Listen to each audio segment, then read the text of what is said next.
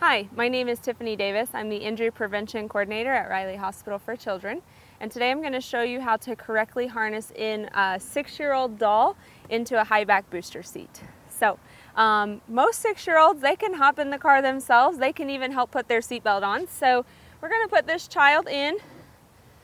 And the first thing you might notice is that her head's a little tall. Her head is over the top of this, the top of the booster seat. And we've got a place where we're going to be putting our seatbelt through, and it's below her shoulders. We want it to be at or above her shoulders. So I'm going to take her out, and I'm going to show you how to adjust this. On the back here, I've got a silver or gray clip that I can pull, and when I pull that, I can raise. So I've raised my car seat, and I can put my child back in. All right, so I'm going to route my seatbelt around the child. This is sometimes what the child can do themselves. But it's really important that the parent always double checks it.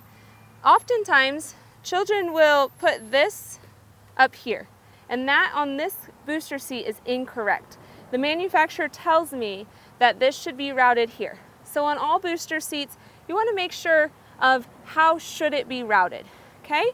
And then I'm going to make sure the seatbelt lays flat against the child's body, and there is a small hole right above the child's shoulders in the booster seat that I'm going to put my seatbelt through. It's called a seatbelt guide.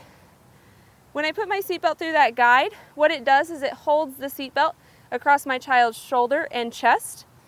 And because my child is sitting on something and is being elevated, it's held across the lower hips or that pelvic region, upper thighs, and it's not in the soft part of the abdomen. The top of the booster seat should always be above the top of my child's ears.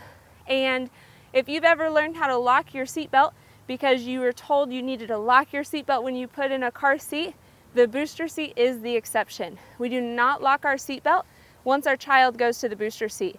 So I always think that we lock in our car seats, but we don't lock in our children. By the time your kid gets to the booster seat, that seatbelt goes in front of that child, so we're not going to lock it.